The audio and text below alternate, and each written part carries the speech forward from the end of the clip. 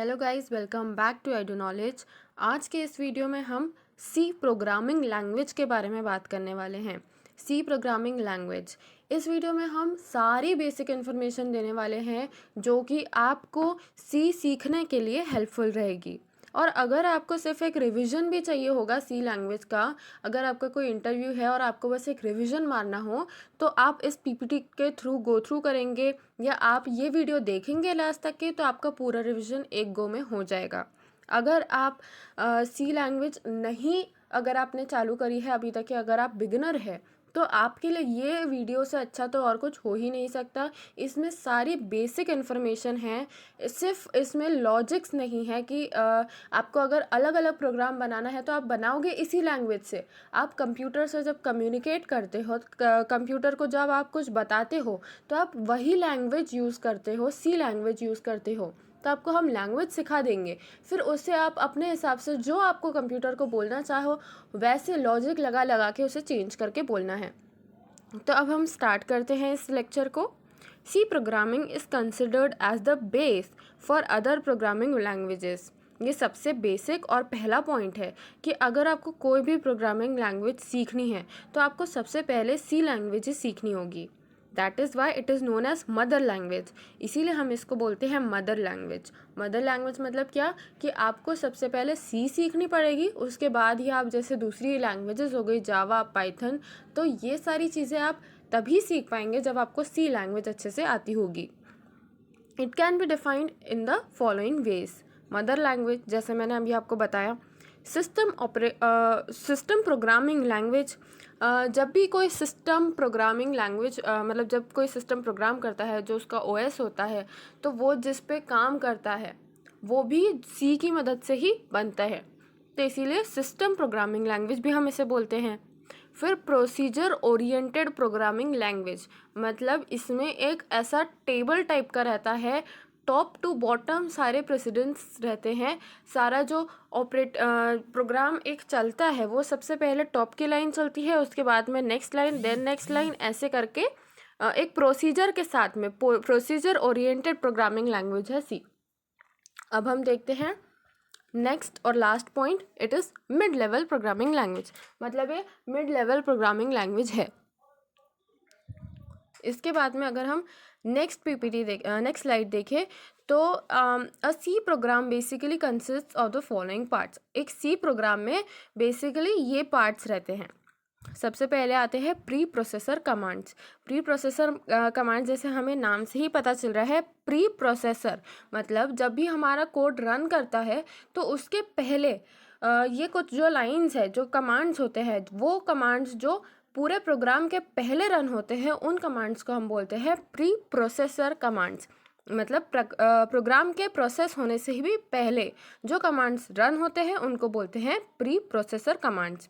जैसे कि यहाँ पे जो हमारे राइट हैंड साइड में जो प्रोग्राम लिखा हुआ है, उसमें जैसे सबसे पहले है हैशटैग इंक्लूड, फिर ब्रैकेट में stdio.h। तो ये जो है ये एक प्री प्रोसेसर कमांड है। हमें यहाँ पे ये बात याद रखने की सख्त ज़रूरत है कि जितने भी प्री प्रोसेसर कमांड्स रहते हैं वो हमेशा हैशटैग से ही चालू होते हैं। हमेशा हैशटैग के बाद में हम जो भी कमांड लिखते हैं उसको हम बोल देते हैं, उस पूरे कमांड को हम बोल देते हैं प्री प्रोसेसर कमांड। ठीक है, उसके बाद में आते हैं फंक्शंस। फंक्शंस मतलब क्या, जो मेन पार्ट होते हैं, जो मेन प्रोग्रामिंग जिसके अंदर करी जाती है, उनको हम बोलते हैं फंक्शन। जैसे कि यहाँ पे है इंट मेन, तो यहाँ पे जो मेन है ये एक फंक्शन है। तो ऐसे ही हम कितने भी फंक्शंस बना सकते हैं एक प्रोग्रामिंग लैंग्वेज में। अगर आपका जो लेवल है वो बेसिक लेवल है तो आपको सिर्फ एक ही फंक्शन में आपका पूरा प्रोग्राम भी आ सकता है, और अगर आप चाहो तो एक ही प्रोग्राम को आप 2-3 फंक्शंस में डिवाइड करके भी बना सकते हो। अब हम बढ़ते हैं आगे। जैसे कि यहाँ पे लिखा है int main, right hand side पे जो एग्जांपल है उसमें आप अगर देखिए इंट मेन जो लिखा है, तो वो जो मेन है वही आपका फंक्शन है। अब हम देखते हैं वेरिएबल्स। वेरिएबल जैसे हम मैथ्स में भी पढ़ते हैं बचपन से कि let x, let b, let y, let z, ऐसे जितने भी अल्फ़ाबेट्स होते हैं वो सारे होते हैं वेरिएबल्स। वैसे ही सेम टू सेम सी में भी होता है, पर सी में एक्स वाई जेड की जगह हम कोई एक नाम भी रख सकते हैं। जैसे कि फॉर एग्ज़ाम्पल हमने लिख दिया int a b c is equal to 0, तो अब ये जो ए बी सी है ये पूरा एक वेरिएबल कहलाएगा, ना कि ए अलग से, बी अलग से और सी अलग से। या अगर हमने किसी का जैसे अगर हमने लिख दिया नेम, अगर हमको कुछ किसी का नेम प्रिंट करवाना है, या अगर हम इंट नेम करके कुछ बना रहे हैं, तो वो जो नेम है वो पूरा का पूरा भी एक वेरिएबल हो सकता है। कहने का मतलब ये है कि जैसे मैथ्स में हम सिर्फ एक्स वाई जेड लेते थे, यहाँ पे हम कुछ भी चीज़ को वेरिएबल मान सकते हैं। देन आता है स्टेटमेंट्स एंड एक्सप्रेशंस। तो ये तो बहुत ही सिंपल सा है, स्टेटमेंट्स एंड एक्सप्रेशन। जितनी भी लाइंस यहाँ पे लिखी हुई है वो एक स्टेटमेंट है। और स्टेटमेंट कहाँ से, किससे एंड होता है? स्टेटमेंट हमेशा एक सेमी कॉलन से एंड होता है। जैसे आप यहाँ पे देख सकते हैं, जो हमने कर्ली ब्रेसेस के अंदर लिखा है, my first program in C printf hello world, और फिर हमने एक सेमी कॉलन लगाया है, तो वो जो सेमी कॉलन के आगे जितना भी है वो एक स्टेटमेंट है। ओके और यहाँ पे बाकी जगहों पे क्यों नहीं लगा है सेमी कॉलन? क्योंकि वो अलग अलग चीज़ें हैं। जैसे फर्स्ट वाली जो लाइन है वो है हमारा प्री प्रोसेसर कमांड, देन है हमारा फंक्शन, उसके बाद में जो है वो एक कमेंट है। हम इसके बाद में कमेंट पे ही आएंगे, तब हम और अच्छे से डिस्कस करेंगे इसे। बट जो स्लैशेस के अंदर है वो कमेंट है, और उसके बाद में जो प्रिंट एफ, और उसके बाद में हमारा जो कोड लिखा हुआ है, जो प्रिंट एफ के अंदर ब्रैकेट में चीज़ें लिखी हुई है, उसके बाद में हमने एक सेमी कॉलन लगाया है। ये जो सेमी कॉलन है ये इसीलिए हमने लगाया है क्योंकि ये एक स्टेटमेंट को इंडिकेट करता है। जैसे इंग्लिश में हम हर एक सेंटेंस के बाद में फुल स्टॉप लगाते हैं, वैसे ही यहाँ पे हम हर एक स्टेटमेंट के बाद में सेमी कॉलन लगाएंगे। अब हम आते हैं कमेंट्स के ऊपर। तो जैसे कि कमेंट्स को हमें रियल लाइफ में भी इग्नोर ही करना चाहिए, वैसे ही कमेंट्स हमेशा जो कंपाइलर होता है वो भी इग्नोर कर देता है। जब भी हम किसी चीज़ को लिखते हैं स्लैशेस के अंदर में, तो वो कंपाइलर उसे समझता नहीं है, उसे इग्नोर कर देता है, और इसीलिए वो अपने प्रोग्राम में उसको इंक्लूड नहीं करता है। जैसे कि हमने यहाँ पे लिखा है माय फर्स्ट प्रोग्राम इन सी, ये चीज़ जब हम कंप्यूटर पे चलाएंगे, अगर हम ऐसा प्रोग्राम बनाते हैं, तो कंप्यूटर सिर्फ प्रिंट एफ के अंदर जो चीज़ें हैं उसे प्रिंट कराता है, ना तो ये जो कमेंट लिखा है, ना तो ये इसकी हेडिंग होती है। बहुत सारे लोग ऐसा बोलते हैं कि वो उसकी हेडिंग होती है, पर वो हेडिंग नहीं होती है। यहाँ पे हमने फर्स्ट में लिखा है, अगर हम इसे लास्ट में चाहे तो हम लास्ट में भी लिख सकते हैं, हम इसे कहीं पे भी लिख सकते हैं, और कंप्यूटर इसे इग्नोर ही करेगा, कंपाइलर जो है हमारा वो इसे इग्नोर ही करेगा। तो इसीलिए ये जो सारी चीज़ें होती है, जैसे इंग्लिश में अगर कोई सेंटेंस बनता है तो वो नाउन से, प्रीनाउन से, एडवर्ब से, एडजेक्टिव से मिल के बनता है, तो वैसे ही अगर हमारे कंप्यूटर प्रोग्रामिंग में एक प्रोग्राम बन रहा है, तो वो प्री प्रोसेसर कमांड से, फंक्शन से, वेरिएबल से, स्टेटमेंट्स और एक्सप्रेशन से और कमेंट से मिल के बनता है। तो these were the various parts of any program. तो आई होप आपको ये अभी यहाँ तक के क्लियर हो गया होगा। अगर आपको कोई भी डाउट आता है इन बिटवीन या वीडियो के एंड में, तो आप मुझसे पूछ सकते हैं कमेंट सेक्शन में, मैं हर एक कमेंट का रिप्लाई ज़रूर दूंगी। तो अब चलिए स्टार्ट करते हैं आगे का। एक बार हम ये देख लेते हैं, अगर हम राइट हैंड साइड में देखें #include_studio.h, तो बताइए इतना सब पढ़ने के बाद में आपको क्या पता चला, ये क्या है? ये एक प्री प्रोसेसर कमांड है। Then if you come to next line, int main. Int main क्या है? इंट मेन एक फंक्शन है। उस फंक्शन के अंदर जब हमने यहाँ पे कर्ली ब्रैकेट्स लगाए, इसका मतलब ये है कि हमारे जितना भी प्रोग्राम है, जितना भी हमारे कमेंट्स है, जितने भी हमारे एक्सप्रेशंस है, सब कुछ एक मेन फंक्शन के अंदर है। हमारा पूरा कोड मेन फंक्शन के अंदर चल रहा है, तो ये एक फंक्शन है। देन अगर हम फंक्शन के अंदर देखते हैं, तो फंक्शन के अंदर जो हमारी फर्स्ट लाइन है, माय फर्स्ट प्रोग्राम इन सी, और ये जो सराउंडेड है स्टार से और स्लैश से, तो ये जो है ये एक कमेंट है। जैसे हम रियल लाइफ में कमेंट्स इग्नोर करते हैं, वैसे ही कंप्यूटर भी इग्नोर कर देता है इसे। देन अगर हम नीचे आए, तो ये है प्रिंट एफ, फिर है ब्रैकेट और उसके अंदर इन्वर्टेड कॉमास में हेलो वर्ल्ड /n और फिर सेमी कॉमास। तो अब हमें यहाँ पे प्रिंट एफ मतलब अगर हम जब भी प्रिंट एफ लिख देते हैं, तो इस वर्ड का मतलब होता है कि इस वर्ड में जब हम ब्रैकेट लगा के उसके बाद में इन्वर्टेड कॉमास में उसके अंदर कुछ भी लिखते हैं तो एज इट इज़ जो भी हमारे इन्वर्टेड कॉमास के अंदर है वो पूरा का पूरा कंसोल स्क्रीन पे प्रिंट हो जाता है। तो इसीलिए हमें जो आउटपुट मिलेगा वो इस प्रोग्राम का मिलेगा हेलो वर्ल्ड, और उसके बाद में जो स्लैश एन का मतलब होता है लाइन ब्रेक हो जाना या नेक्स्ट लाइन पे कर्सर आ जाता है, तो जो हमारा कर्सर है वो नीचे आ जाएगा। तो इसीलिए हेलो कॉमा वर्ल्ड और एक्सक्लेमेशन मार्क ऐसा हमारे कंसोल स्क्रीन पे आएगा। उसके बाद में हमने यहाँ पे रिटर्न ज़ीरो भी लिखा है। रिटर्न ज़ीरो का कंसेप्ट मैं आपको आगे चल के बताऊँगी। तो ये था हमारा एक स्टेटमेंट था, इसीलिए इसे हमने एक सेमी कॉमा से बंद करा है। अब हम आगे चलते हैं। अब आते हैं टोकन्स इन सी। ठीक है, तब टोकन्स क्या होते हैं? टोकन्स होते हैं जैसे कि सेमी कॉलन है। सेमी कॉलन एक टाइप का टोकन है सी में। जो हमारा कमेंट है, कमेंट को भी हम बोलते हैं कि वो एक टोकन है सी में। आइडेंटिफायर्स, जैसे हमारे पास वेरिएबल होते हैं तो वेरिएबल्स कहीं ना कहीं जाके स्टोर हो जाते हैं हमारे कंप्यूटर में, कोई मेमोरी लोकेशन पे जाके वो स्टोर हो जाते हैं। तो उसको आइडेंटिफाई करने के लिए जो हम लिखते हैं, जैसे अगर हमने लिखा int i is equals to 10, तो अब 10 कहाँ पे जाके स्टोर हुआ है वो हमें कैसे पता चलेगा कंप्यूटर को? उसको पता चलेगा कि आई में जाके स्टोर हुआ है। तो यहाँ पे हमारा आई क्या हो गया? आई एक आइडेंटिफायर हो गया। वाइट स्पेसेस इन सी, जो वाइट स्पेसेस होती है सी में वो भी टोकन की तरह एक्ट करती है। Now keywords. अब कीवर्ड्स क्या होते हैं? कीवर्ड्स बहुत ही ज़्यादा एसेंशियल होते हैं सी में, क्योंकि पूरा जो प्रोग्राम है हम इन कीवर्ड्स की मदद से ही बनाते हैं। तो कीवर्ड्स क्या होते हैं कि है ना, कुछ रिजर्व्ड वर्ड्स होते हैं सी में। मतलब अगर हम कहीं पे भी इन वर्ड्स का यूज़ करें तो उनका जो मतलब है वो कंपाइलर सिर्फ एक ही समझता है। अगर जैसे कि यहाँ पे ऑटो लिखा है फर्स्ट वर्ड, तो अगर मुझे ऑटो नाम का कोई वेरिएबल बनाना है तो मैं ऑटो नाम का वेरिएबल नहीं बना पाऊंगी, क्योंकि ऑटो एक रिजर्व्ड वर्ड है। ऑटो एक फंक्शन है, एक उसका एक अलग काम है। तो इसीलिए ऑटो का मैं वेरिएबल नहीं बना पाऊंगी, उसका एक रिजर्व्ड मीनिंग है सी में, और सी कंपाइलर उसे हर बार एक कीवर्ड की तरह ही ट्रीट करेगा।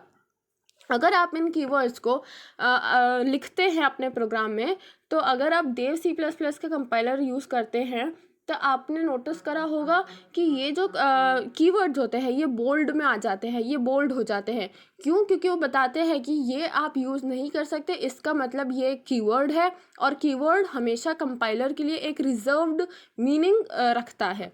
तो इसीलिए हम कीवर्ड्स को यूज़ नहीं कर सकते हैं। तो यहाँ पे ऐसे ही कीवर्ड्स है जैसे कि auto, break, case, char, const, continue, default, do, double, else, enum, extern, float, for, goto, if, int, long, register, return, short, signed, sizeof, static, struct, switch, typedef, union, unsigned, void, volatile, while और underscore packed. तो ये कुछ keywords है जो कि सी में reserved meaning रखते हैं, और इनको हम कहीं पे भी एज अ वेरिएबल यूज़ नहीं कर सकते हैं। इन सब का एक अपना एक फंक्शन होता है, और हम जहाँ पे भी इन कीवर्ड्स को लगाएंगे तो वो अपना फंक्शन परफॉर्म करना स्टार्ट कर देते हैं। अब हम देखते हैं compilation process in C. Compile कैसे होता है सी लैंग्वेज में? The compilation is a process of converting source code into an object code. It is done with the help of a compiler. अब देखिए, जो हमने यहाँ पे ये कोड लिखा है, ये जो हमने कोड लिखा है ये एक सोर्स कोड है। अब इस सोर्स कोड को हमें एक ऑब्जेक्ट कोड में चेंज करना है ताकि कंप्यूटर उसे समझ पाए। ये जो सोर्स कोड है ये हम समझ पाते हैं, पर जो ऑब्जेक्ट कोड रहता है वो कंप्यूटर को समझने में इजी होता है। तो इसीलिए जो कंपाइलर होता है, कंपाइलर का ये काम होता है कि वो कन्वर्ट कर दे हमारे सोर्स कोड को ऑब्जेक्ट कोड में, और it is done with the help of a compiler. मतलब हम कंपाइलर की मदद से ये जो सोर्स कोड है उसको हम ऑब्जेक्ट कोड में कन्वर्ट करते हैं। It is just like an translator, कि आपने जैसे अगर हम कहीं बाहर अब्रॉड जाते हैं तो हमें ना तो उनकी लैंग्वेज समझ में आती है ना तो उन्हें हमारी, वैसे ही कंप्यूटर को हमारी लैंग्वेज समझ नहीं आती है ना ही हमें कंप्यूटर की। तो इसीलिए हम एक जैसे नॉर्मल लाइफ में भी ट्रांसलेटर का यूज़ करते हैं, वैसे ही जो कंपाइलर है, ये कंपाइलर कंप्यूटर के लिए एज ट्रांसलेटर यूज़ होता है। ये हमारे जो सोर्स कोड होते हैं उनको ऑब्जेक्ट कोड में कन्वर्ट करके दे देता है, और उसके बाद में फिर जो कंप्यूटर है वो आउटपुट जनरेट करता है। The compiler checks the source code for the the compiler checks the source code for the syntactical errors or structural errors, and if the source code is error free then it generates the object code.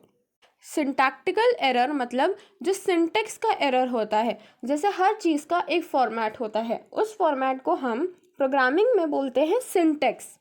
तो जो syntax होता है, अगर वो format अगर हम थोड़ा सा इधर उधर लिख देते हैं तो वो कंप्यूटर को समझ में नहीं आता है, और इसीलिए एक एरर जनरेट होता है जिसको हम बोलते हैं सिंटैक्टिकल एरर।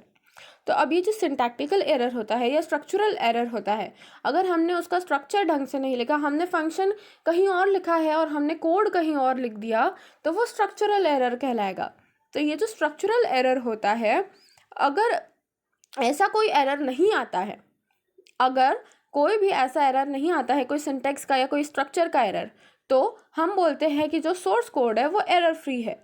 तो सोर्स कोड एरर फ्री होने के कारण एक ऑब्जेक्ट कोड जनरेट होता है, और ये कौन करता है? ये कंपाइलर करता है। अब हम आगे बढ़ते हैं और बात करते हैं वेरिएबल्स के बारे में।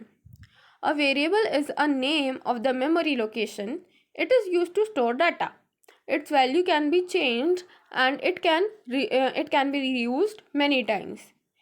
तो मतलब एक जो वेरिएबल होता है, जैसे हमने बात करी थी ऑलरेडी, जैसे मैथ्स में वेरिएबल होता है वैसे ही यहाँ पे भी वेरिएबल होता है। तो ये जो वेरिएबल होता है, it is the name of the memory location. जैसे मैंने अभी आपको बताया था कि जैसे अगर हम यहाँ पे int a is equals to 10 लिख रहे हैं, तो अगर मैं लिखूँ int a is equals to 10, तो जो 10 स्टोर हुआ है वो कहाँ स्टोर हुआ है? वो ए से हमें पता चलेगा। It is the name of the memory location. A में स्टोर हुआ है 10, तो हमें name of the memory location क्या हुआ? ए। तो इसीलिए हमें किससे पता चल रहा है? ये वेरिएबल से पता चल रहा है। और सिंटेक्स का क्या होता है? टाइप वेरिएबल, फिर अंडरस्कोर नेम। अंडरस्कोर की जगह हम अगर, जैसे ये एक सिंटेक्स है, एक फॉर्मेट है, जैसे अगर हम यहाँ पे देखें तो टाइप वेरिएबल मतलब किस टाइप का वेरिएबल है, वो इंट है, फ्लोट है, कैरेक्टर है, तो ये किस टाइप का वेरिएबल है वो। और फिर अंडरस्कोर मतलब हम स्पेस दे सकते हैं, स्पेस और नेम। तो नेम में भी हम ए बी सी कुछ भी रख सकते हैं। The example of the declaring variable is given below. जैसे कि यहाँ पे एग्जाम्पल दिया हुआ है, इंट ए, फ्लोट बी, कैरेक्टर सी, कैर सी। तब यहाँ पे हमें ये देखना है कि इसका सिंटैक्स क्या है। सिंटैक्स ये है कि टाइप वेरिएबल अंडरस्कोर नेम, मतलब वो कौन सा टाइप का है, और अंडरस्कोर उसका जो भी आपको नाम रखना है वो रख सकते हो। Here a b c are the variables, मतलब यहाँ पे जो इंट ए है वो पूरा वेरिएबल नहीं कहलाएगा। यहाँ पे सिर्फ जो ए है वो वेरिएबल है, यहाँ पे सिर्फ जो बी है वो वेरिएबल है, और जो सी है वो वेरिएबल है। तो इसीलिए here a b and c are variables. The int, float, char are the data types. यहाँ पे कंफ्यूजन होता है, और ये चीज़ें बहुत सारे इंटरव्यूज में तक के बच्चे गलत करके आते हैं कि इंट ए, तो वो लिख देते हैं int A is a variable, जबकि इंट ए वेरिएबल नहीं होता है, सिर्फ ए जो है वो हमारा वेरिएबल है। ये छोटी छोटी चीज़ें हमें ध्यान रखनी पड़ेगी अगर हमें अच्छा इंटरव्यू क्रैक करना है तो। Rules for defining variables. अब वेरिएबल डिफाइन करने के भी रूल है।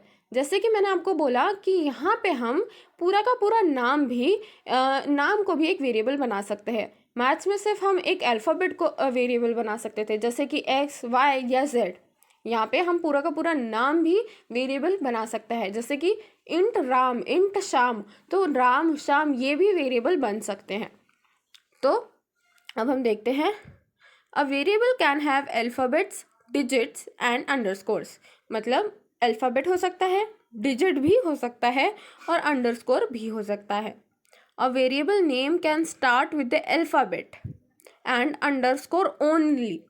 मतलब अब यहाँ पे देखने की बात ये है कि जो है ये जो वेरिएबल का नाम है इसमें डिजिट हो सकता है, अल्फ़ाबेट भी हो सकता है और अंडरस्कोर भी हो सकता है, पर हमेशा जो एक वेरिएबल है वो स्टार्ट कैसे होगा?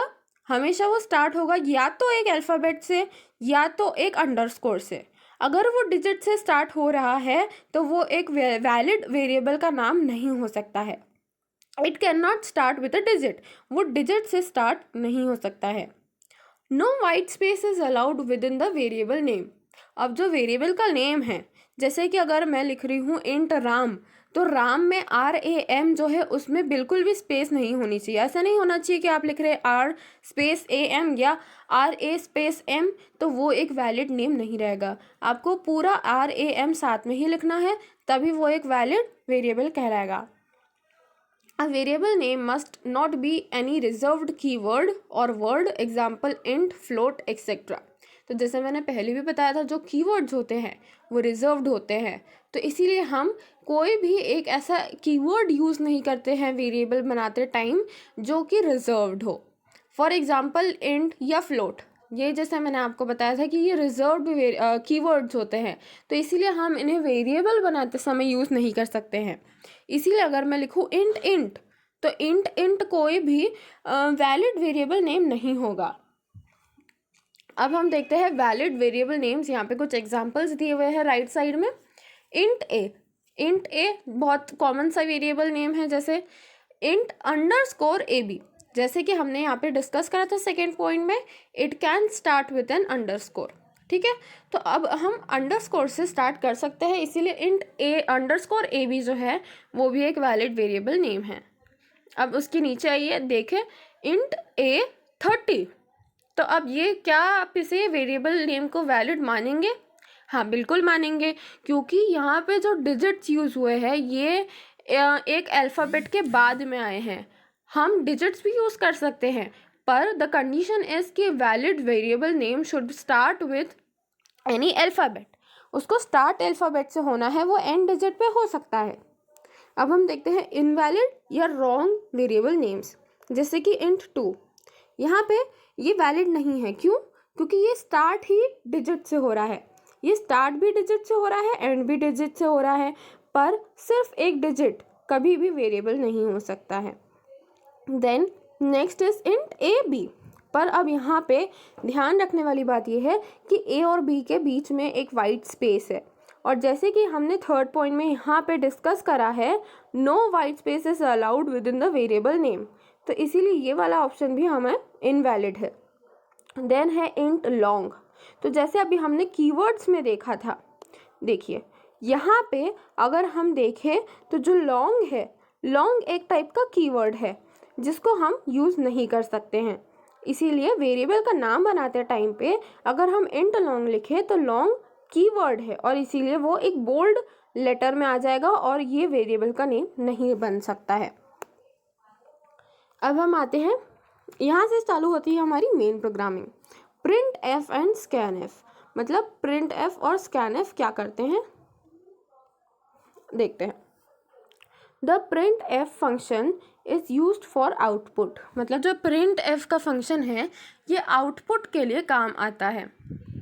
It prints the given statement to the console, मतलब जो भी स्टेटमेंट हम इसे दे ये कंसोल पे प्रिंट करा देता है।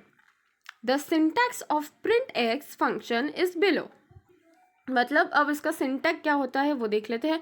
सिंटैक्स मतलब जैसे मैंने आपको पहले भी बताया है कि वो फॉर्मेट होता है, एक फॉर्मेट होता है जिसके हिसाब से हम सारी चीज़ें लिखते हैं, और अगर ये फॉर्मेट थोड़ा सा भी इधर उधर हो जाता है, अगर जैसे यहाँ पे आपने ब्रैकेट नहीं लगाया या आपने इन्वर्टेड कॉमा नहीं लगाया, तो आपका कोड गलत हो सकता है। अब हम देखते हैं कि सिंटैक्स क्या है। तो सिंटैक्स में सबसे पहले हम लिखते हैं प्रिंट एफ में बिल्कुल भी स्पेस नहीं, देन एक bracket, then inverted comma start, फिर उसके बाद में जो भी हमें लिखना है वो, फिर इन्वर्टेड कॉमास क्लोज, उसके बाद में फिर कॉमा लगा के हमने यहाँ पे लिखा है आर्ग्यूमेंट लिस्ट, उसके बाद में फिर हमने ब्रैकेट क्लोज कर दिया है। अब यहाँ पे ये जो आर्ग्यूमेंट लिस्ट है ये आपको अभी जानने की ज़रूरत नहीं है। अगर आप जब इसे डीप में पढ़ेंगे तब आपको ये आप इस चीज़ का यूज़ करेंगे, या मैं आपको आगे चल के इसके बारे में बताऊंगी। पर यहाँ पे आपको बस सिंटेक्स के लिए सिर्फ इतना ही देखना ज़रूरी है कि जो प्रिंट एफ है उसके बाद में हम ब्रैकेट ऑन करते हैं, ओपन करते हैं, फिर इन्वर्टेड कॉमास ओपन करते हैं, उसके अंदर हमें जो भी लिखना है वो लिखते हैं और इन्वर्टेड कॉमा क्लोज करके ब्रैकेट क्लोज कर देते हैं।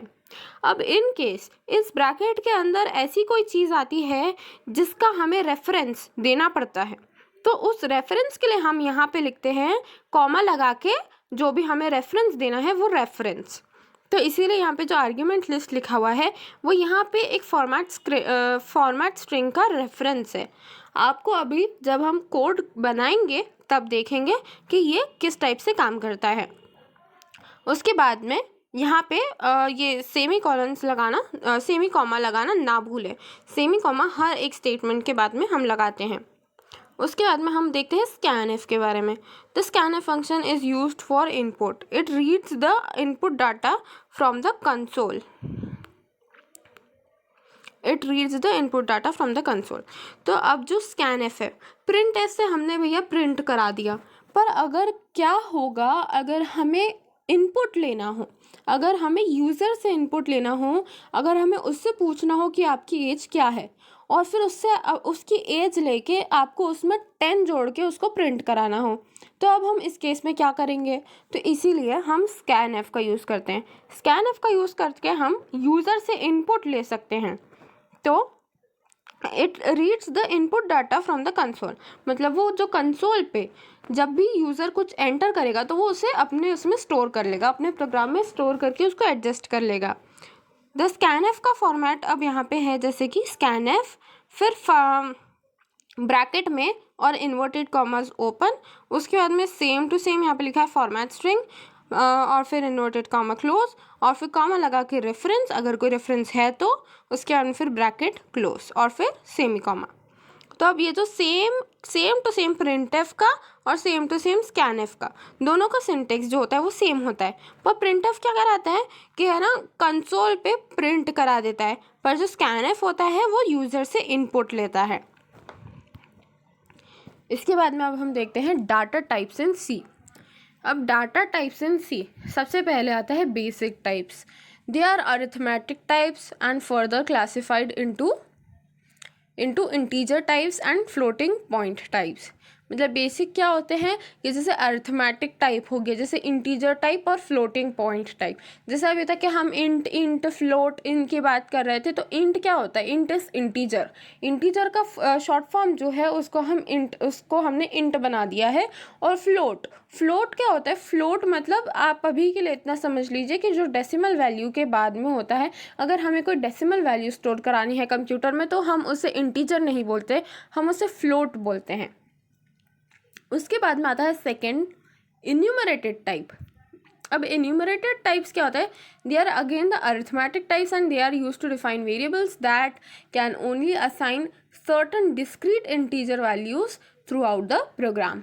मतलब ये कोई ऐसे ये भी अरिथमेटिक टाइप के ही होते हैं, और ये यूज़ होते हैं, ये जो डाटा टाइप्स होते हैं ये ऐसे होते हैं कि जो यूज़ होते हैं for defining variables that can only assign certain discrete integer values throughout the program. मतलब ऐसे वेरिएबल्स जिनको सिर्फ कुछ वैल्यूज़ हम प्रोवाइड कर सकते हैं, सिर्फ कुछ इंटीजर वैल्यूज़ हम उसमें भर सकते हैं थ्रू आउट द प्रोग्राम। इसको हम जब कोड करेंगे तब हम इसे ज़्यादा अच्छे से समझ पाएंगे। जैसे मैंने अभी आपको ये बताया कि ये एक इंट्रोडक्टरी क्लास है, अगर आपने इसे एक बार देख लिया तो आपको फिर सी पढ़ने में आगे दिक्कत नहीं आएगी। तो इसीलिए इस वीडियो को सिर्फ आप ऐसे देखिए कि आप समझ पाए जो मैं बोल रही हूँ। आप अगर इसमें कुछ समझ नहीं पा रहे हो तो भी कोई बात नहीं, आपको जैसे जैसे आप करते जाएंगे, आप हैंड्स ऑन करेंगे तो आपको ज़्यादा अच्छे से समझ में आएगा। The type void. The type void specifier void indicates no value is available। मतलब जो ये टाइप void होता है, void का मतलब क्या होता है कि यहाँ पे कोई भी वैल्यू नहीं है। अब इसमें यहाँ पे मिसकंसेप्शन ये होता है बच्चों का कि कोई भी वैल्यू अवेलेबल नहीं है तो it's zero. No, zero is a value, zero की भी एक वैल्यू है। क्यों? क्योंकि वो ज़ीरो है, वो कुछ तो है, वो ज़ीरो है। तो इसीलिए zero is not void. Void अलग होता है, ज़ीरो अलग होता है। कंप्यूटर लैंग्वेज में एटलीस्ट जो ज़ीरो होता है that is not void. Usually language में हम बोलते हैं, अपनी भाषा में बोलते हैं कि zero is equal to void. Zero मतलब कुछ नहीं, तो मतलब वॉइड, पर ऐसा नहीं होता है। Zero is not void. अगर वो ज़ीरो है तो भी उसकी कुछ वैल्यू है, उसकी वैल्यू है ज़ीरो, पर वो वॉइड नहीं है। Zero is not equal to void. यहाँ पे आपको ये चीज़ ध्यान रखने की बहुत ज़रूरत है। देन आता है derived types. They include pointer types, array types, structure types, union types and function types. तो ये जो टाइप्स होते हैं ये होते हैं pointer type, array, structure, union and function. ये सारे जो है ये डिराइव्ड टाइप्स है। ये हमने इंट्रोड्यूस करे हैं ताकि हमें प्रोग्राम बनाने में सहूलियत हो और हम इजीली प्रोग्राम बना सके। तो ये जो पॉइंटर है, अरे है, स्ट्रक्चर है, ये सारे हमारे डिराइव्ड टाइप्स है। Then integer type. अब यहाँ पे एक टेबल दी गई है और इस टेबल में हमें ये बताया गया है कि किस टाइप की कितनी स्टोरेज टाइप होती है और उसमें उसकी वैल्यू रेंज क्या होती है। तो उस वैल्यू रेंज के हिसाब से हम वैल्यू रेंज के हिसाब से ही हम उस प्रोग्राम को बिल्ड कर सकते हैं। फॉर एग्जांपल जैसे मैं यहाँ पे लिखूँ कैर, तो कैर का जो है वो 1 बाइट का स्टोरेज होता है और 1 बाइट में -128 से लेके 127 तक के जो है वो वैल्यू रेंज आ सकती है, या तो 0 से लेके 255 तक के। तो यहाँ पे इसका मतलब क्या है कि अगर हम कुछ ऐसा प्रिंट कराने की कोशिश करते हैं, कुछ या गलती से ऐसा प्रिंट होने वाला होता है जो कि इस रेंज के बाहर है, तो वो चीज़ प्रिंट नहीं हो पाती है, तब हमें कोई एक दूसरी वैल्यू मिल जाती है। जैसे ही अगर हमें प्रिंट कराना है 129, फॉर एग्जांपल हमने दो नंबर का एडिशन करा जिसका आउटपुट आया 129। तो अब 129 जो है वो इस रेंज में नहीं आ रहा है, तो इसीलिए क्या होगा, साइकिल रोटेट हो जाएगी। 127 के बाद में जो कंपाइलर है वो वापस से -128 से चालू करेगा, तो इसीलिए वो 129 के जगह वो -127 प्रिंट करा देगा। तो इसीलिए ऐसी कोई गार्बेज वैल्यू आ सकती है। गार्बेज वैल्यू मतलब कोई ऐसी वैल्यू जो हमें नीडेड नहीं है, ठीक है, जो गलत है, पर फिर भी गार्बेज वैल्यू आ सकती है। देन आता है अनसाइंड कैर। इसका होता है स्टोरेज साइज 1 बाइट का और उसकी जो वैल्यू होती है वो रहती है 0 to 255। देन आता है साइंड कैर। इसका भी होता है स्टोरेज साइज 1 बाइट का, जिसकी रेंज होती है -128 to 127। देन आता है इंट। इंट रहता है 2 to 4 बाइट्स का और उसकी भी रेंज यहाँ पे लिखी हुई है। देन है unsigned int, short, unsigned short, long, unsigned long, और इनकी जो यहाँ पे साइज़ लिखी है, स्टोरेज साइज, वो होती है शॉर्ट की 2 बाइट, अनसाइंड शॉर्ट की 2 बाइट, लॉन्ग की 8 बाइट या 4 बाइट फॉर 32 बिट ओएस, और अनसाइंड लॉन्ग की होती है 8 बाइट। तो ये कुछ स्टोरेज साइजेस है जिनको आपको ध्यान में रखना पड़ेगा जब आप प्रोग्राम बना रहे हैं, वरना जैसे मैंने आपको बताया कि जो क्लॉक रोटेट हो जाती है या हमें गार्बेज वैल्यू मिल जाती है, आपको वैसी दिक्कतें आ सकती है। इस टेबल को आप हमेशा अपने सामने रख सकते हैं, या अगर आपको कोई एकदम से अननोन वैल्यू या ऐसे एकदम से कोई बहुत ही अलग सी वैल्यू अगर दिख रही है तो आप एक बार इस टेबल को ज़रूर देख लेना। हो सकता है कि स्टोरेज साइज़ के या वैल्यू रेंज के कारण ही कोई गड़बड़ आपके प्रोग्राम में आ रही हो।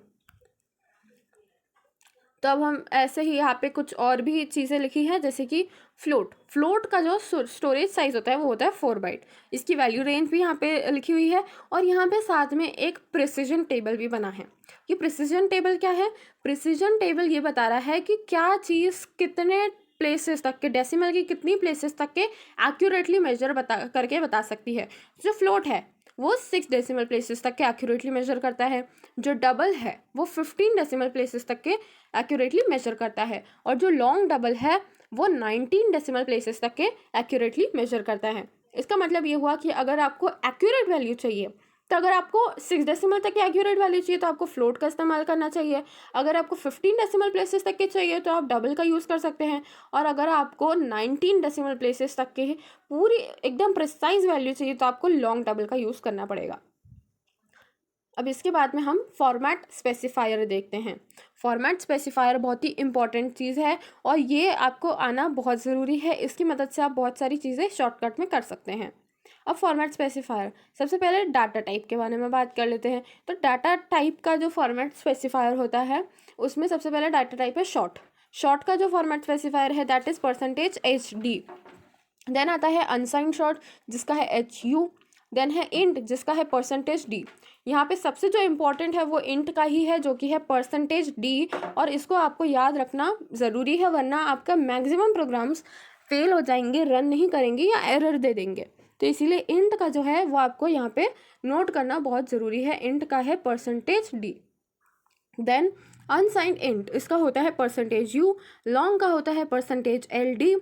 अनसाइंड लॉन्ग का होता है %LU। लॉन्ग का होता है %LLD। अनसाइंड लॉन्ग का होता है %LLD। देन फ्लोट का होता है %F। ये भी आपको याद रखना पड़ेगा क्योंकि आप फ्लोट में भी बहुत बार प्रोग्राम्स बनाएंगे। देन डबल का होता है %LF। लॉन्ग डबल का होता है %LF। देन साइंड कैर का होता है %C। ये भी आपको याद रखना है, %C is used for character या कैर। और अनसाइंड कैर का भी होता है %C। अगर आपको कैरेक्टर्स में काम करना है तो आपको %C लगाना है। तो अब नेक्स्ट टॉपिक की ओर बढ़ते हैं जो कि है C operators. This is really important. C operator, आप ऑपरेट कैसे करेंगे सी में। अब यहाँ पे बहुत सारी चीज़ें लिखी हुई हैं, हम स्टार्टिंग से पढ़ना चालू करते हैं। An operator is the symbol that tells the compiler to perform specific mathematical or logical functions. C language is rich in built-in operators and provides the following types of operators. मतलब जैसे हम लिखते हैं A+B, तो अब maths में हम A+B लिख रहे हैं तो ये क्या हो रहा है, ये एक ऑपरेशन हो रहा है A+B का। तो ये जो प्लस साइन है उसको हम बोलेंगे ऑपरेटर। क्यों? क्योंकि उसके ही मदद से ए और बी जो है वो जुड़े हुए हैं। तो इसीलिए ऐसी चीज़ों का, ऐसे सिंबल्स को हम बोलते हैं operators. An operator is symbol that tells the compiler to perform specific mathematical और लॉजिकल फंक्शंस। मतलब ये ऐसे सिंबल्स होते हैं जो हमको मैथमेटिकल या लॉजिकल फंक्शंस क्रिएट करने में, बनाने में हेल्प करते हैं। तो जैसे कि आता है पहला अरिथमेटिक ऑपरेटर्स, जैसे हमने मैथ्स में भी पढ़ते हैं अरिथमेटिक ऑपरेटर्स, वैसे ही है ये अरिथमेटिक ऑपरेटर्स। देन आता है रिलेशनल ऑपरेटर्स। देन आता है लॉजिकल ऑपरेटर्स। फिर आता है बिट वाइज ऑपरेटर्स। और फिर आता है assignment operators. And then miscellaneous operators या मिस ऑपरेटर्स। तो अब हम देखते हैं, जैसे कि यहाँ पे ऑपरेटर लिखा है अरिथमेटिक ऑपरेटर। सबसे पहले हम अरिथमेटिक ऑपरेटर्स के बारे में बात कर रहे हैं। तो जैसे कि यहाँ पे लिखा है, एक टेबल बना हुआ है जिसमें ऑपरेटर लिखा है, देन उसका डिस्क्रिप्शन है और देन एग्जाम्पल है। इस टेबल से आपको देखने में या जानने में इतनी कठिनाइयाँ नहीं होनी चाहिए क्योंकि ये सारे जो है ये सिम्बल्स हम मैथ्स में भी देखते हैं, सिर्फ दो या तीन लास्ट के जो है वो थोड़े अलग है। तो जो पहला है plus sign that adds two operators, जैसे A+B=30। जो सेकेंड है वो है माइनस का sign, subtract second operand from the first. मतलब अगर हम A-B करते हैं तो A में से B को माइनस कर दिया हमने, तो इसीलिए वो एक ऑपरेटर हो गया, कौन सा, माइनस साइन का। अब आता है स्टार। स्टार मतलब स्टार से हम मल्टीप्लाई कर देते हैं दोनों ऑपरेंड्स को। जो A और B है यहाँ पे उनको हम बोलते हैं ऑपरेंड, और जो सिंबल है उसको हम बोलते हैं ऑपरेटर। तो जो A*B है उसमें ऑपरेंड्स है A और B और ऑपरेटर है स्टार। देन आता है डिवाइड। डिवाइड का जैसे अपन लिखते हैं स्लैश, वैसे ही स्लैश है, स्लैश डिवाइड्स द नंबर। और उसके अंदर जैसे B/A है तो B/A=2, ठीक है। उसके बाद में फिर आता है परसेंटेज। अब परसेंटेज, यहाँ पे परसेंटेज कैलकुलेट करना नहीं है। यहाँ पे ये जो परसेंटेज ऑपरेटर है ये क्या करता है, ये हमें रिमाइंडर दे देता है। जैसे कि अगर हम B%A लिख रहे हैं, तो अगर हम B%A लिख रहे हैं तो हमें, जब हम B को डिवाइड करेंगे A से, तो हमें जो भी रिमाइंडर मिल रहा है, जो बचा हुआ मिल रहा है, वो हमें आउटपुट एज आउटपुट शो हो जाएगा। जैसे कि अगर यहाँ पे लिखा है B%A=0, मतलब रिमाइंडर क्या है, अगर हमने B को A से डिवाइड करा तो रिमाइंडर क्या आ रहा है, 0, तो हमें वहाँ पे रिमाइंडर मिल रहा है। देन आता है हमारे प्लस प्लस या इंक्रीमेंट ऑपरेटर। इसका मतलब होता है इंक्रीमेंट ऑपरेटर, मतलब ये कहीं पे भी लगे। अगर ए प्लस प्लस लिखा है हमने, तो ए प्लस प्लस में मतलब ए की जो भी वैल्यू होगी, जैसे फॉर एग्जांपल यहाँ पे ए की वैल्यू पहले 10 थी, अब 10 थी ए की वैल्यू और हमने ए प्लस प्लस कर दी, तो ए की वैल्यू 1 से बढ़ गई। हमेशा 1 से ही वैल्यू बढ़ती है, कभी भी 2 या 3 से वैल्यू नहीं बढ़ती है, हमेशा 1 से वैल्यू बढ़ती है अगर हम प्लस प्लस लगाए तो। ए प्लस प्लस पहले ए 10 था, अब अगर उसमें हमने ए प्लस प्लस कर दिया तो ए कितना हो गया, ए हो गया 11। अब वैसे ही माइनस माइनस का भी सेम है, बस लॉजिक ये है कि माइनस माइनस में 1 से घट जाती है, 1 से कम हो जाती है। और हम वही एग्जांपल ले रहे हैं यहाँ पे भी, जैसे कि a इज इक्वल टू 10 है और अगर हमने a माइनस माइनस लिख दिया है कहीं तो a की वैल्यू फिर क्या हो जाएगी, a की वैल्यू हो जाएगी 9। तो ये थे अरिथमेटिक ऑपरेटर्स। देन है हमारे रिलेशनल ऑपरेटर्स। रिलेशनल ऑपरेटर्स क्या होते हैं, इक्वल टू, ये है ना किसी चीज़ के रिलेशन बताते हैं, दो ऑपरेंड्स के बीच में रिलेशन बताते हैं कि ये दो ऑपरेशंस इक्वल है, इक्वल नहीं है, ग्रेटर देन है, स्मॉलर देन है, या ग्रेटर देन इक्वल टू है, या स्मॉलर देन इक्वल टू है, ये सारी चीज़ें बताते हैं। तो ये भी ईजी ही है। जैसे कि फर्स्ट है equal to checks if the values of two operators are equal और not, if yes then the condition becomes true. अब देखिए, अब यहाँ पे जैसे हम मैथ्स में पढ़ते हैं कि अगर हम बोलते हैं कि किसी चीज़ को इक्वल बताना, ए इक्वल टू 10, अगर हम मैथ्स की बात करें, ए इक्वल टू 10 बोल रहे हैं हम मैथ्स में, तो उसका मतलब होता है कि ए बराबर 10। पर यहाँ पे हमें सिर्फ सिंगल इक्वल टू से काम नहीं चलते, यहाँ पे हमें डबल इक्वल टू लगाना पड़ता है। अगर हम सिंगल इक्वल टू लगा रहे हैं तो वो एक असाइनमेंट ऑपरेटर बन जाता है। मतलब जैसे अगर हम लिखें int a is equal to 10, तो यहाँ पे हम असाइन कर रहे हैं ए की वैल्यू 10 है, हम यहाँ पे असाइन कर रहे हैं, ए की वैल्यू 10 के बराबर नहीं है, पर ए को असाइन करी गई है 10 की वैल्यू। समझ रहे हैं? अगर हम यहाँ पे लिखें equal to a equal to 10, तो ए इक्वल टू 10 होगा, ए की वैल्यू 10 के बराबर है।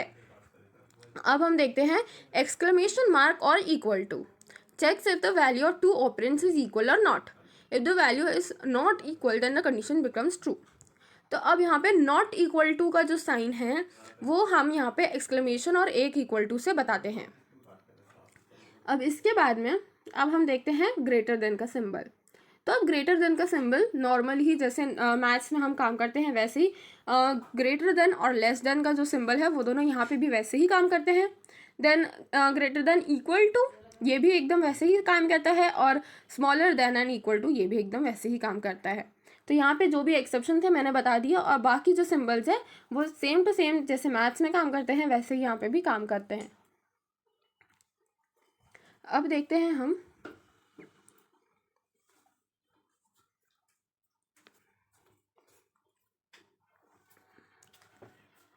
देखते हैं इफ स्टेटमेंट।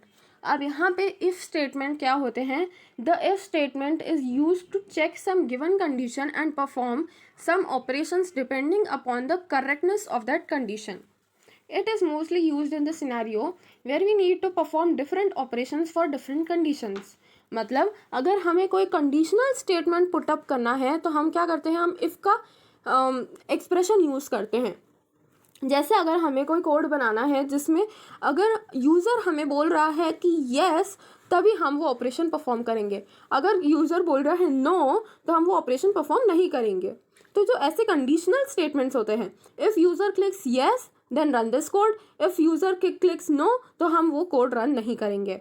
तो इसीलिए हम यहाँ पे इफ़ का स्टेटमेंट यूज़ करते हैं। इफ़ का जो सिंटैक्स होता है वो यहाँ पे लिखा हुआ है। सबसे पहले हम लिखते हैं इफ़, उसके बाद में फिर हम एक्सप्रेशन डालते हैं कि हमें क्या कंडीशन चाहिए।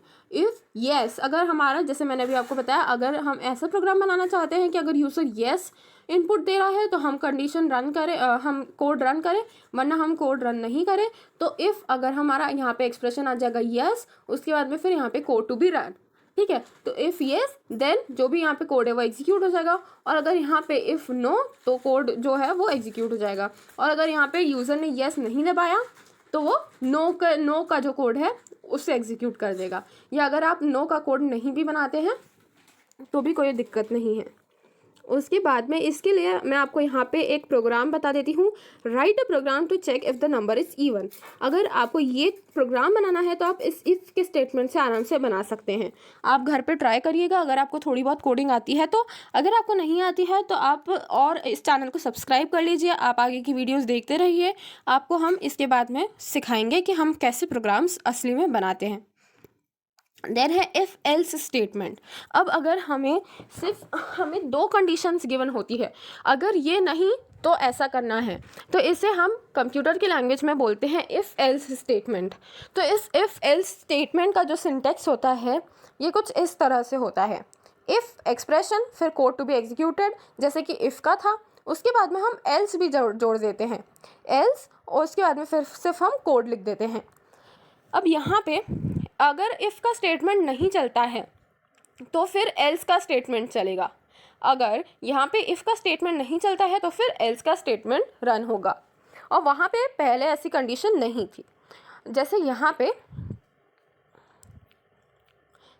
पे सिर्फ एक ही एक्सप्रेशन था, अगर ये है तो ऐसा करो, पर ऐसा मत करो, या अगर ये नहीं है तो क्या करना है वो हमने कंप्यूटर को नहीं बताया। इसमें जैसे यहाँ पे सिर्फ हम ये चेक कर रहे थे कि इवन है कि नहीं। अब यहाँ पे हम बता रहे हैं कि इवन है क्या, अगर इवन नहीं है तो वो ऑड होगा, तो इसीलिए if not even then odd. तो हम ऐसी जो कंडीशंस होती है तो इसे हम इफ़ और एल्स के स्टेटमेंट में लिखते हैं। अब आता है इफ़ एल्स इफ़ लैडर। तो अब ये जो लैडर है इसमें हम मेजॉरिटी चीज़ें कर सकते हैं, इसमें हम और कंडीशंस लिख सकते हैं। फॉर एग्जांपल पहले हमने लिखा इफ़ कंडीशन 1, फिर कोड टू बी एग्जीक्यूटेड, फिर हमने लिखा एल्स इफ कंडीशन 2। मतलब अगर आपके पास 3 से ज़्यादा ऑप्शंस हैं तो आप इस चीज़ को लगा सकते हैं, अगर ऐसा है तो ऐसा करो, अगर ऐसा है तो ऐसा करो, अगर ऑप्शन 4 है तो आप ऐसा करो, और नहीं तो फिर ऐसा करो। तो उस चीज़ को हम अगर लिखना चाहें तो हम इस कोड के थ्रू लिख सकते हैं। For example write a program to calculate the grade of the student according to the specified marks, या write a program to check leap year. इसके कोड्स जो है वो हम आपको नेक्स्ट क्लास में बना के बताएंगे, तो आप इस चैनल को सब्सक्राइब ज़रूर कर लेना। तो ये जो अगर हम कोड बनाना चाहे तो हम इसका कोड इससे बना सकते हैं, एल्स इफ़ लेटर से। तो अभी के लिए आप अगर आप एक न्यूबी है, अगर आप बिगनर है, तो आप सिर्फ इतना समझ लीजिए कि अगर सिर्फ एक ही कंडीशन है तो हम इफ़ स्टेटमेंट का यूज़ करते हैं, अगर दो स्टेटमेंट्स हैं, दो कंडीशंस है तो हम इफ़ एल्स इफ़ का स्टेटमेंट यूज़ करते हैं, और अगर दो से ज़्यादा है तो हम if else if ladder statement का यूज़ करते हैं। यहाँ पे हम इफ़ एल्स इफ़ कितने भी बार, जितनी बार हमारी कंडीशन है, जितने हमारे पास ऑप्शन है, हम उतनी बार लगा सकते हैं। देन आते हैं लॉजिकल ऑपरेटर्स। लॉजिकल ऑपरेटर्स मतलब क्या, जो लॉजिक पे बेस्ड होते हैं। फॉर एग्जांपल यहाँ पे ऑपरेटर लिखा है एंड। तो अगर एंड यहाँ पे अगर आपने 12th में, या अगर आपने अभी तक के 12th नहीं पढ़ी हो तो 12th में एक टॉपिक है एंड गेट्स या लॉजिक गेट्स। तो ये जो लॉजिक गेट्स होते हैं इनका क्या होता है कि अगर ए और बी ये दोनों में से कोई एक भी मतलब जैसे अगर दोनों फॉल्स है, एक बार ये स्टेटमेंट हम पढ़ लेते हैं ताकि आपको और अच्छे से समझ में आएगा। कॉल्ड लॉजिकल एंड ऑपरेटर, इसको हम बोलते हैं and operator. If the both the operands are non zero then the condition becomes true. If the both the operands are non zero the condition becomes true. Non zero मतलब क्या, ये 1 होगा और 1 होगा। कंप्यूटर में बाइनरी लैंग्वेज चलती है, और बाइनरी लैंग्वेज में क्या क्या आता है, 0 आता है, 1 आता है। 0 का मतलब होता है फॉल्स, 1 का मतलब होता है ट्रू। ओके, तो अगर यहाँ पे कंडीशन है ट्रू, ठीक है, तो अगर यहाँ पे दोनों कंडीशंस ट्रू है तो जो उसका वो होगा, जो उसका आउटकम होगा वो भी ट्रू होगा। अगर यहाँ पे फॉर एग्जांपल 1 एंड 1 है तो 1 स्टैंड्स फॉर ट्रू, 1 मतलब ट्रू, तो true and true is always true. True and false is false. True and false is false. True and true is true. And false are false, और false and true is also false. मतलब आपको एक minimum आपको true चाहिए ताकि आपका जो result है वो ट्रू आए। जैसे यहाँ पे एक एग्जांपल लिखा है a and B is false, मतलब आपको यहाँ पे समझना है कि ये दोनों फॉल्स क्यों बता रहा है। क्योंकि इनमें से एक भी जो ऑपरेंड है हो सकता है वो फॉल्स हो, या तो ए फॉल्स होगा या तो बी फॉल्स होगा। अगर ए फॉल्स है या बी फॉल्स है तो जो रिजल्ट है वो ऑटोमेटिकली फॉल्स हो रहा है। अगर दोनों ट्रू है तो रिजल्ट ट्रू होगा, और अगर दोनों फॉल्स है तो रिजल्ट फॉल्स होगा। देन आता है हमारा और ऑपरेटर, इसको हम और ऑपरेटर बोलते हैं। तो जैसे कि आप जो देख फर्स्ट वाला है सकते हैं इसको कि हम ये जो एंड असाइनमेंट बोलते हैं। ऑपरेटर है ये इतना ज़्यादा तो जो ज़रूरी और नहीं ऑपरेटर है। होता है वो ऐसे अगर दो आप लाइन चाहे तो से आप दो यूज़ कर रंडियों से सकते हैं, रिप्रेजेंट नहीं तो करा फिर जाता है। आप डायरेक्ट इट जो इज फॉर्मूला ऑल्सो है कॉल्ड एज और C इज ऑपरेटर, जैसे इक्वल्स कि टू मैंने अभी सी आपको प्लस ए, बताया। ऐसे भी इफ पूरा any full of the form टू में लिख ऑपरेट्स सकते इज हैं। नॉन इसीलिए जीरो मैं देन इस द पर कंडीशन ज़्यादा बिकम्स स्ट्रेस ट्रू। नहीं दे रही हूँ। और अब हम मतलब आगे बढ़ते हैं कोई भी बिटवाइज इसमें ऑपरेटर्स की पहले ओर। वाले में दोनों ट्रू होना चाहिए था। अब यहाँ पे कोई एक भी ट्रू है तो आंसर वुड बी ट्रू। इसका एक टेबल होता है जो आपको मैं अगली वीडियोस में बता दूंगी। तो इसका जो अगर इसमें एक भी ट्रू है तो ये ट्रू हो जाता है। मतलब ए और बी, आप इसको ऐसे याद रख सकते हैं कि ए और बी कोई भी एक ट्रू है तो आंसर वुड बी ट्रू। और अगर दोनों में से दोनों ही फॉल्स है, अगर दोनों में से दोनों ही फॉल्स है तो आंसर क्या आएगा? फॉल्स। देन आता है एक्सक्लेमेशन मार्क। एक्सक्लेमेशन मार्क मतलब नॉट ऑपरेटर। ये सबसे ज़्यादा इजी है। अगर ये ट्रू है तो वो फॉल्स बना देगा, अगर फॉल्स है तो वो ट्रू बना देगा। अब यहाँ पे जैसे कि ऑपरेशन है, यहाँ पे exclamation mark a and B is true. अब आप देख सकते हैं सबसे पहला एग्जांपल जो है a and B is false, तो ये मतलब ये जो ए एंड बी है ये फॉल्स है। पर अगर हमने इसके सामने नॉट ऑपरेटर लगा दिया तो ये ट्रू बन गया। तो इसीलिए अगर ट्रू है कोई चीज़ तो वो उसको फॉल्स बना देगा, अगर कोई चीज़ फॉल्स है तो वो उसको ट्रू बना देगा। ये जो लास्ट पार्ट था ये थोड़ा सा डिफिकल्ट था, इसीलिए मैं इसे समराइज कर देती हूँ एक और बार। लॉजिकल ऑपरेटर, सबसे पहला वाला जो है वो है एंड ऑपरेटर। इस ऑपरेटर में अगर दोनों चीज़ें ट्रू होनी चाहिए तभी जो एग्जाम्पल है, मतलब तभी जो वैल्यू है, तभी जो आउटपुट है वो हमारा ट्रू आता है, अगर दोनों चीज़ें ट्रू हो तो। देन आता है और ऑपरेटर। और ऑपरेटर मतलब ये या ये, उन दोनों में से कोई भी एक वैल्यू ट्रू है तो जो आउटपुट है वो ट्रू आ जाएगा। और नॉट ऑपरेटर, नॉट ऑपरेटर क्या करता है? अगर ट्रू है तो वो फॉल्स कर देता है, फॉल्स है तो वो ट्रू कर देता है। अब इसमें एक और यहाँ पे प्रोग्राम बनाने के लिए यहाँ पे लिखा हुआ है write a program to check which number is the greatest among the 3।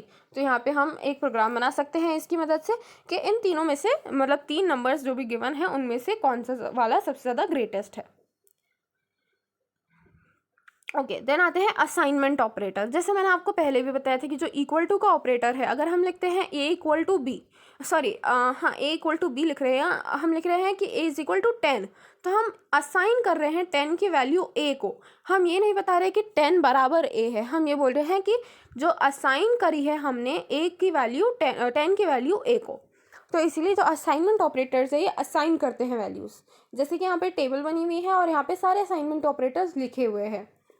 Equal to क्या करता है कि ये बताता है कि किसकी वैल्यू हम किस में असाइन कर रहे हैं। Then plus and equal to मतलब ये बताता है कि जैसे अगर हमने यहाँ पे एग्जांपल देखे तो सी प्लस इक्वल टू ए, मतलब सी में आपको ऐड करना है ए और उसकी वैल्यू इनपुट करनी है आपको सी में।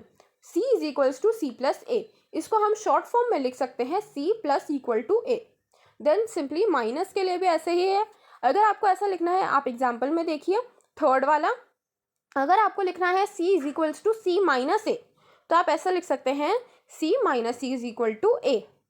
देन अगर आपको सिमिलरली मल्टीप्लाई करना है, डिवाइड करना है या परसेंटेज निकालना है, ग्रेटर देन, स्मॉलर देन, या आपको कुछ भी ऐसा फंक्शन लगाना है तो आप सिमिलरली आप ये सारे शॉर्ट फॉर्म्स का यूज़ करके आप एक ही गो में उसको लिख सकते हैं। आप यहाँ पे एग्जांपल्स के साथ भी गो थ्रू कर सकते हैं। तो वैसे ही जो असाइनमेंट ऑपरेटर्स होते हैं बहुत ही सिंपल होते हैं, सिर्फ इक्वल टू के सामने हमें जो भी ऑपरेटर है वो लगाना है और आपको वो असाइन वैल्यू हो जाएगी।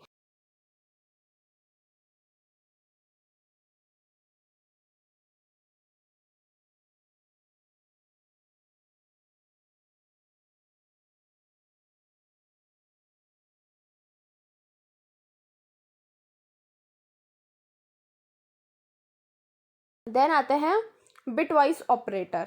बिटवाइज ऑपरेटर क्या होता है? जो बिट्स पे काम करते हैं उनको हम बोलते हैं बिटवाइज ऑपरेटर्स। तो जैसे कि यहाँ पे एंड है, सबसे पहले बाइनरी एंड ऑपरेटर। अब बाइनरी एंड ऑपरेटर क्या होता है? It operator copies bit to the result if it exists in both operands. मतलब A and B is equals to 10। तो ये है ना बिट्स पे काम करते हैं। इसके लिए आपको बाइनरी सिस्टम आना ज़रूरी है। तो इसीलिए बाइनरी सिस्टम के बाद में हम इसे पढ़ेंगे और इसकी जो आने वाली वीडियो है इसमें हम पढ़ेंगे। देन आते हैं लास्ट टाइप ऑफ ऑपरेटर्स जो कि है मिसलेनियस ऑपरेटर्स, या ये इनको हम ऐसे भी बोल सकते हैं कि एड ऑन टूल्स है हमारे ऑपरेटर सिस्टम में। और ये सारे सारे रैंडम जितने भी इधर उधर के जो ऑपरेटर्स हैं इनको हमने कंबाइन करके यहाँ पे रखा है। जैसे कि यहाँ पे है साइज ऑफ, तो साइज ऑफ का जो ऑपरेटर है ये हमें क्या करता है, जैसे यहाँ पे जो टेबल है उसमें सबसे पहले हमने ऑपरेटर बताया है, उसके बाद में हमने डिस्क्रिप्शन दिया है और उसके बाद में हमने एग्जाम्पल भी दिया है। तो ये जो टेबल है ये बहुत इंपॉर्टेंट है। और जो सबसे पहला ऑपरेटर है साइज ऑफ ऑपरेटर, तो साइज ऑफ ऑपरेटर क्या करते हैं, ये है ना साइज बताता है किसी भी एक वेरिएबल की। जैसे कि अगर हमने बोला size of a where a is an integer, तो जैसे हमने अभी टेबल में पढ़ी थी कि जो इंटीजर होता है उसका कितना स्टोरेज होता है, उसका होता है 4। तो ये जो साइज़ है ये क्या साइज़ बता रहा है, ये उसका स्टोरेज वैल्यू ही बता रहा है कि वो कितना स्टोर कर सकता है, उसकी मेमोरी कितनी होती है। तो जो साइज़ ऑफ ए अगर हम लिख रहे हैं, तो जो साइज़ ऑफ ए है जहाँ पे ए एक इंटीजर है, तो इंटीजर का साइज़ यहाँ पे कितना होगा 4। तो इसीलिए क्या रिटर्न आएगा हमारे पास, क्या आउटपुट आएगा हमारे पास आएगा 4। तो इसीलिए साइज़ ऑफ जो होता है वो हमें किसी की भी वैल्यू बताता है कि कितने साइज़ का है, उसका साइज़ क्या है, उसकी जो मेमोरी है वो कितनी मेमोरी घेर रहा है वो हमें बताता है। देन आता है एंड। तो एंड क्या होता है, अभी तक के हमने जो एंड पढ़ा वो अलग था, ये एंड अलग है। ये जो एंड है ये हमें किसी का एड्रेस बता रहा है।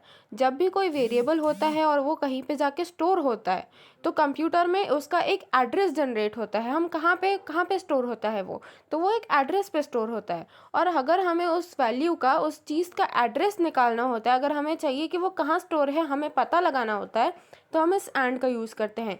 Single and, single symbol and मतलब जब भी हमें किसी वेरिएबल का एड्रेस निकालना हो तब हम इसका यूज़ करते हैं। जैसे कि अभी हमने ए का साइज़ निकाला, अब अगर हमें ए का एड्रेस निकालना हो तो हम लिखेंगे एंड ए। इसको हम एंड ए नहीं बोलते, इसको हम एंड परसेंटेज ए बोलते हैं, क्योंकि ये जो एंड है ये एक ऑपरेटर है, इसीलिए इसे हमें एंड परसेंटेज बोलते हैं। तो एंड परसेंटेज ए, तो ये क्या करेगा, जहाँ पे भी आपके सिस्टम पे जहाँ पे भी ए स्टोर हुआ होगा उसका एड्रेस आपको कंसोल पे प्रिंट करा देगा। ये चीज़ मेरे इसमें और आपके लैपटॉप में वेरी कर सकती है, क्योंकि आपके लैपटॉप में डिपेंड करेगा कि आपका जो वेरिएबल है वो कहाँ स्टोर हो रहा है, और मेरे उसमें कहीं और जाके स्टोर हो सकते हैं तो उसका एड्रेस अलग होगा। तो इसीलिए जो भी एड्रेस होगा ये डेफिनेट नहीं है कि हर कंप्यूटर पे एक जैसा है। जहाँ पे भी उसकी मेमोरी लोकेशन पे जहाँ पे भी वो एड्रेस पे स्टोर होगा वो ए रिटर्न करेगा। देन आता है pointer to a variable. Pointer क्या होता है, पॉइंटर भी हमें एड्रेस बताता है।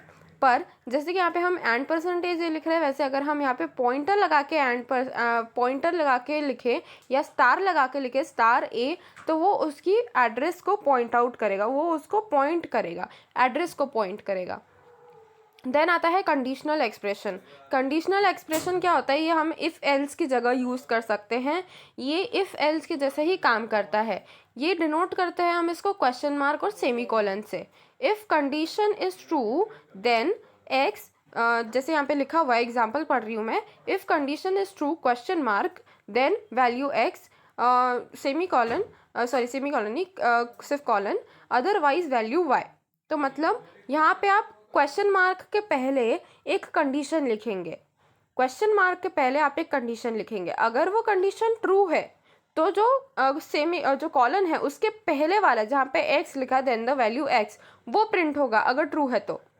अगर ट्रू नहीं है तो जो अदरवाइज वैल्यू वाई लिखा है तो वो प्रिंट होगा। अगर उस साइड वाला जो पार्ट है ये पार्ट वो प्रिंट होगा, और अगर ट्रू है तो ये वाला पार्ट प्रिंट होगा। जैसे यहाँ पे मैंने if the condition is true then x और देन अदरवाइज वाई बनाया, वैसे आप कुछ भी स्टेटमेंट बना सकते हैं कि 0 इज इक्वल्स टू ये देन एक्स या वाई।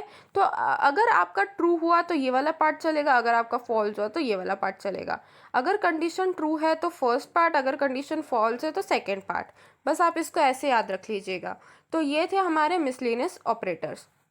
देन हम आते हैं ऑपरेटर प्रेसिडेंस इन सी। जैसे हम मैथ्स में जैसे हम मैथ्स में एक प्रेसिडेंस देते हैं, अगर कहीं पे डिवीजन, एडिशन, सब्ट्रैक्शन सब कुछ एक साथ है तो हम पहले डिवीजन परफॉर्म करते हैं, फिर मल्टीप्लिकेशन परफॉर्म करते हैं, फिर एडिशन, देन सब्ट्रैक्शन। तो वैसे ही यहाँ पे भी हमें एक प्रेसिडेंस में चाहिए, हमें एक प्रेसिडेंस में चलना पड़ता है। अगर यहाँ पे बहुत सारे ऑपरेटर्स हम यूज़ करते हैं तो हमारा जो प्रेसिडेंस होता है वो ऐसा होता है। ये टेबल हमने इसलिए बनाई है। तो सबसे पहले पोस्ट फिक्स आते हैं। पोस्ट फिक्स में क्या क्या आते हैं, जैसे कि ये ब्रैकेट्स हो गए, ये वाला ब्रैकेट हो गया, इंक्रीमेंट डिक्रीमेंट ऑपरेटर्स हो गए। यहाँ पे बहुत सारे जो सिंबल्स है, हो सकता है आपको नहीं कर पाओ आप रिलेट, बट देन जैसे जैसे हम आगे प्रोग्राम्स बनाएंगे आपको ये सारे सिंबल्स यूज़ में आएंगे, तब आप और ज़्यादा क्लियरली समझेंगे। तो जैसे पोस्ट फिक्स है, ये सबसे पहले हम सॉल्व करेंगे, देन हम यूनिनरी ऑपरेटर सॉल्व करेंगे, then multiplicative, then additive, then shift, then relational, then equality, then bitwise and, then bitwise XOR, then bitwise or, then logical and, logical or, conditional, फिर assignment, फिर comma. तो ये जो precedence है ये बस एक सीक्वेंस है कि इस सीक्वेंस में आपका जो प्रोग्राम है वो सॉल्व होगा। और उसमें भी कैसे, क्योंकि हम एक स्टेटमेंट के फॉर्म में लिख रहे हैं तो उसमें भी यहाँ पे लेफ़्ट टू राइट है कि राइट टू लेफ़्ट है, वो सारी चीज़ें यहाँ पे लिखी हुई है। तो बस ये लास्ट टॉपिक था हमारा कि हम कैसे कर सकते हैं, कैसे हम करते हैं ऑपरेटर प्रेसिडेंस, किस सीक्वेंस में हम चलते हैं। तो अभी तक के हमने कितने ऑपरेटर्स होते हैं, क्या डेटा टाइप्स होते हैं, क्या वेरिएबल्स किसको बोलते हैं, एड्रेस क्या होता है, मेमोरी लोकेशन कहाँ, हम कैसे कर सकते हैं उसे पॉइंट आउट पॉइंटर की मदद से, ये सारी चीज़ें अभी हमने देखी थी और अब हमने इनका सीक्वेंस भी देख लिया। तो ये था पूरा बेसिक अबाउट सी प्रोग्राम। अगर आपने इतना पढ़ लिया हो तो आपको सी के प्रोग्राम बनाने में आगे अब दिक्कत बिल्कुल नहीं आएगी। तो this was the first video जो आपको देखना चाहिए अगर आप प्रोग्रामिंग स्टार्ट करना चाह रहे हैं तो। आई होप आपको अभी तक के जितना भी मैंने बताया ये एकदम बेसिक इंट्रोडक्शन था सी के बारे में। हम सिर्फ इन्हीं टॉपिक्स को लेके हम एक प्रोग्राम बनाएंगे। एक क्या सारी प्रोग्राम्स जो भी है वो इसी बेस पे बनते हैं, इसी इंट्रोडक्शन के बेसिस पे बनते हैं। तो इसीलिए ये वाला जो वीडियो था ये बहुत ही ज़्यादा हेल्पफुल रहा होगा आप लोगों के लिए और ये आपको बहुत हेल्प करेगा। तो अगर आपने इसे स्किप कर करके देखा हो अभी तक के तो अभी भी टाइम है, आप एक बार इसे पूरा वापस से गो थ्रू करिए। आप इसकी स्पीड भले ही बढ़ा के देख लीजिए, 2x पे देख लीजिए, पर इसे पूरा कंप्लीटली देखिए, कहीं पे भी स्किप ना करें, क्योंकि यहाँ पे हर एक पॉइंट, क्योंकि ये बहुत ही समराइज्ड था आज का लेक्चर, तो इसलिए हर एक पॉइंट यहाँ पे बहुत ही ज़्यादा इंपॉर्टेंट है। आपको हर एक चीज़ आनी चाहिए तभी आप एक सक्सेसफुल प्रोग्रामर बन पाएंगे। और अगर आपको प्रोग्रामर बनना है तो आपको इतना तो आना ही चाहिए। तो इसीलिए यहाँ पे जो मैंने, और यहाँ पे बीच बीच में जो मैंने आपसे क्वेश्चंस भी पूछे हैं या आपको राइटर प्रोग्राम वाले क्वेश्चंस दिए हैं बनाने को, अगर आप वो बना लेते हैं तो आप मुझे कमेंट सेक्शन में बताइए। हम इसके आगे की भी वीडियोस अभी डालेंगे। ये जस्ट एक स्टार्टिंग है, इसके बाद में हम हाई लेवल प्रोग्राम्स भी बनाएंगे। सिर्फ इंट्रोडक्शन था और हम इसके आगे बिल्कुल हाई लेवल प्रोग्रामिंग्स बनाएंगे जो आपको बहुत ही काम आने वाली है आगे। तो अगर आपने अभी तक ये वीडियो देखा है और अगर आपको ये अच्छा लगा, अगर आपको लगा कि हाँ ये पूरा सी कवर कर रहा है, तो प्लीज़ इसे लाइक करिए, शेयर करिए, सबको बताइए। अगर आपको रिवीजन करना है तो आप इसको सेव करके रख सकते हैं। तो इसीलिए प्लीज़ कमेंट डाउन बिलो आपको क्या इंप्रूवमेंट चाहिए, आपको क्या नए वीडियोस चाहिए, आपके कोई भी सजेशंस हो या डाउट्स हो, दे आर मोस्ट वेलकम। और अगर आपको ये वीडियो अच्छा लगा हो तो इस चैनल को सब्सक्राइब ज़रूर कर देना, क्योंकि ये सिर्फ एक फ़र्स्ट वीडियो है, इसके बाद में और भी वीडियोस आने वाले हैं, तो इसीलिए आपको वो देखने ज़्यादा ज़रूरी है। तो इसीलिए अगर आप बेल आइकन को भी दबा देना ताकि जैसे ही वीडियोस आए तो आप उन्हें देख पाए, आपके मोबाइल पर नोटिफिकेशन ज़रूर आए। तो इसीलिए सब्सक्राइब और बेल आइकन को ज़रूर क्लिक करना। Thank you so much for watching this video till the end. और आई होप आपने अभी तक का सब्सक्राइब कर दिया होगा, और अगर आपने नहीं करा हो तो प्लीज़ अभी जाके सब्सक्राइब कर दीजिए, लाइक कर दीजिए, शेयर कर दीजिए, कमेंट करके आप बता भी सकते हैं कि हाँ आपको हमारी वीडियो कैसा लगा। Thank you so much for watching this video till the end.